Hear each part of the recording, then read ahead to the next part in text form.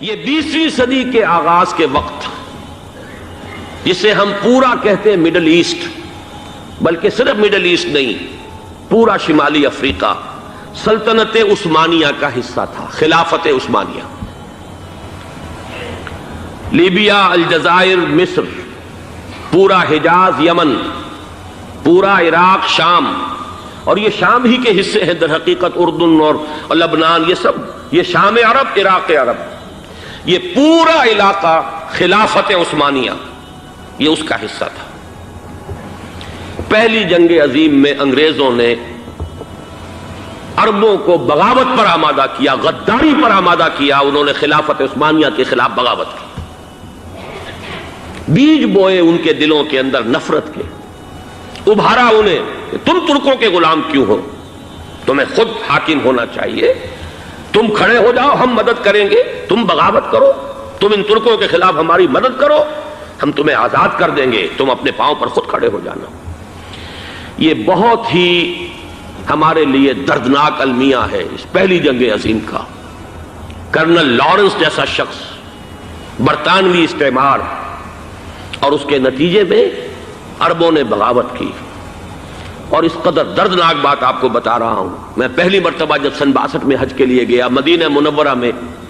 ابھی وہ ریل کے انجن کھڑے ہوئے تھے۔ یہ ترکی کے زمانے میں، سلطنت عثمانیہ کے زمانے میں بغداد سے مدینے تک ریلوے لائن تھی۔ یہ پورا ایک عالم سلطنت عثمانیہ، صرف سلطنت نہیں، خلافت عثمانیہ، پوری ٹرینیں جو ہے ترکوں کی اڑائی گئی، ہزاروں ترکوں کو شہید کیا گیا،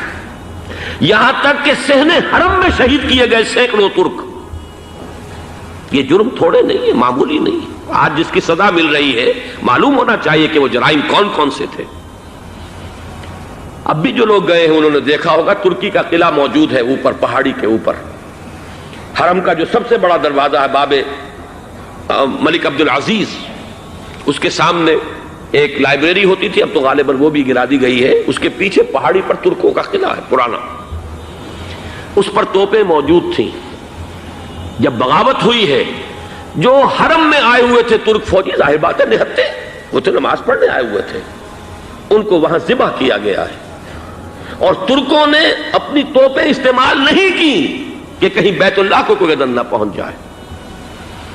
بہرحال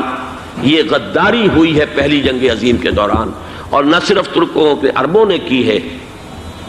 جیسا کہ میں نے کہا تھا، دو ہیں سب سے بڑے مجرم روئے ارضی کے اوپر امت مسلمہ کے طبقات۔ ہمارا پنجابی سپاہی بھی جا کر انگریزوں کی مدد کر کے ایلن بی کو قبضہ جو لے کر دیا بغداد کا، اس میں ہمارے مسلمان پنجابی سپاہی بھی شامل تھے۔ یہ خون چکاں باب ہے ہماری تاریخ کا اس صدی کا۔ لیکن اس کے بعد سلطنت عثمانیہ کے ٹکڑے ہو گئے، چیتھڑے ہو گئے۔ ایک انگریز نے لکھا ہے یہ جملہ، زہر میں بجھا ہوا جملہ، کہ تاریخ میں یہ بات ثبت ہو جائے گی کہ ایک انگریز نے اس سلطنت کے ٹکڑے کر دیے کہ جو عمر فاروق نے قائم کی تھی رضی اللہ تعالیٰ عنہ۔ یہ پورا عالم، یہ تمام علاقہ کس نے فتح کیا تھا؟ یہ بات ہاتھ بدل گئے تھے، پھر ترک آ گئے، خلافت عثمانیوں کے پاس چلی گئی، لیکن یہ سلطنت تو حضرت عمر رضی اللہ تعالیٰ عنہ کے زمانے سے چلی آ رہی تھی۔ اس کو ایک انگریز کرنل نے، اور اس نے بغاوت پہ آمادہ کر کے عربوں کو اور ترکوں کے پیٹھ میں چھرا ڈھپوا کر ان کے ذریعے سے اور ٹکڑے کر دیے۔ لیکن جب جنگ ختم ہوئی، اب انہوں نے کہا کہ اب ہمیں آزادی دیجئے، تو اب انہیں معلوم ہوا کہ غداروں کو دنیا میں کیا ملتا ہے۔ ٹکڑے کر دیے گئے۔ یہ حصہ عراق یہ انگریز کے پاس رہے گا، شام کا یہ علاقہ یہ فرانسیسیوں کے پاس رہے گا، مصر پر انگریزوں کا تسلط رہے گا، لیبیا اطالویوں کے پاس رہے گا۔ لے دے کر یہ جو علاقہ تھا حجاز، چونکہ وہاں کچھ تھا ہی نہیں، بوادن غیر ذی زرع، یہ عربوں کے پاس چھوڑ دیا گیا۔ اس وقت جو بادشاہ ہیں، شاہ حسین اردن کے، ان کے دادا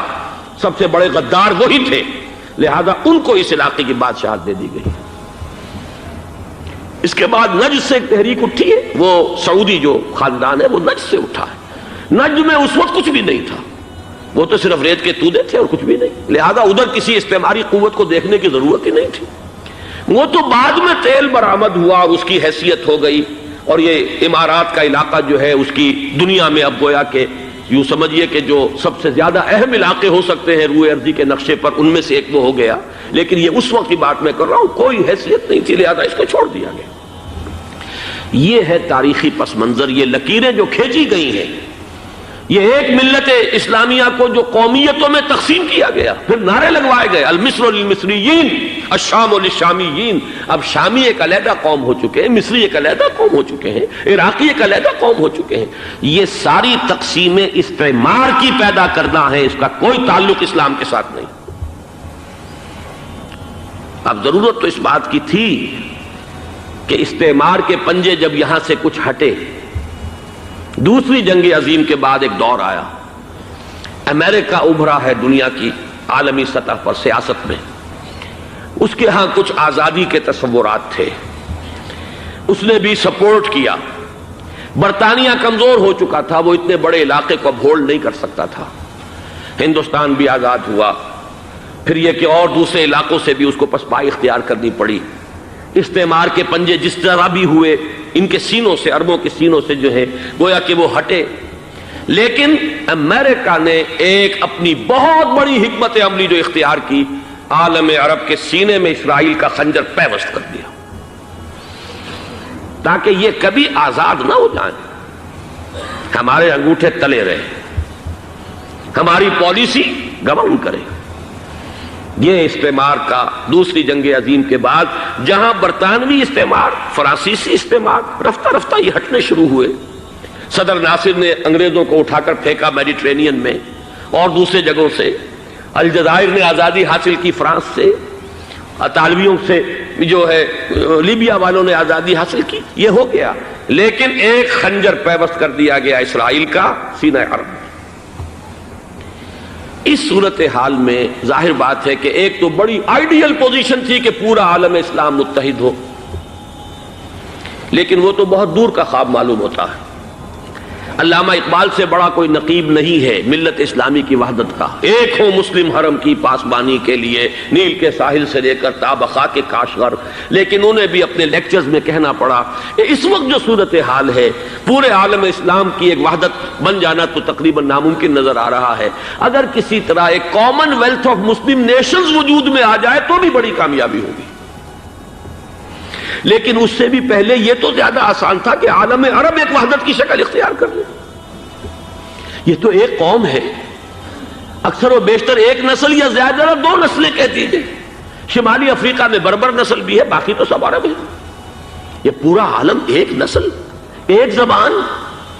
پورے اتنے رقبے کے اوپر بولے جانے والی ایک زبان، یہ تو ایک ہو جائے۔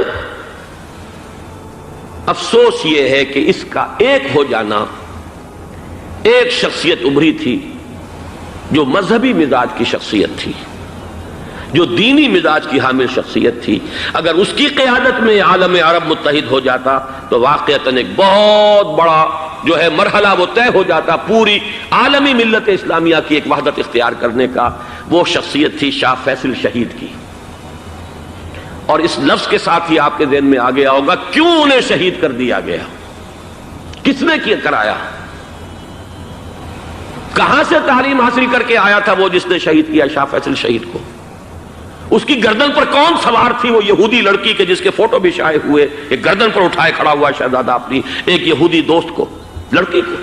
اور وہی ہے کہ جس نے جا کر پستول سے شہید کیا ہے۔ جان میں اچھی طرح جان لیجئے، جیسے بارہا میں نے عرض کیا ہے کہ حضرت عمر کو شہید کرنے والا کہنے کو ابو لولو فیروز تھا، لیکن اس کے پیچھے پورا ایرانی نسل پرستی کا جو پورا پس منظر ہے، اسے تو ہر شخص جس کی ذرا بھی نگاہ جو ہے جو صرف منظر کو نہ دیکھ رہی ہو، پس منظر کو بھی دیکھنے والی ہو، وہ تو جان لے گی کہ ابو لولو فیروز ایک فرد کا نام نہیں تھا، وہ ایران کا انتقام تھا عالم عرب سے۔ بالکل اسی طریقے سے یہ امریکی استعمار کا ہتھ کنڈا تھا، اسے محسوس ہوا۔ شاہ فیصل مذہبی مزاج کا شخص یہ ابھر رہا ہے، اور یہ شاہ فیصل کی حکمت عملی کا ذرا آپ اندازہ کیجئے۔ لاہور میں سمٹ کانفرنس ہوئی، اس میں وہ آئے، سب سے ٹاورنگ پرسنالٹی پورے اس وقت عالم اسلام کے اندر شاہ فیصل کی تھی، اور وہ گویا کہ ایک بہت ہی جس کو کہا جائے کہ ایک بہت ایلڈرلی، ایک بزرگانہ ایک شخصیت جو ہے، اور انہوں نے اپنی دولت کے دروازے، عرب میں وہ مشہور تھے کہ نہایت خسیس اور بخیل انسان ہے،